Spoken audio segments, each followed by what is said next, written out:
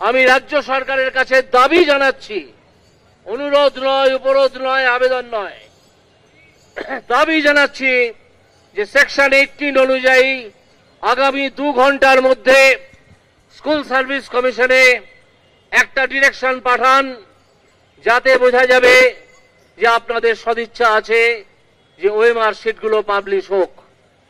আমরা জানি আপনারা ওএমআর শিট পাবলিশ করতে অত্যন্ত ভীত সন্ত্রস্ত, কারণ আপনারা চুরি করেছেন, আপনারা চোর, আপনারা জালিয়াত, আপনারা জোচ্চোর। আর এই জোচ্চোরদের রানী হচ্ছেন জোচ্চোর মহারানী মমতা ব্যানার্জি।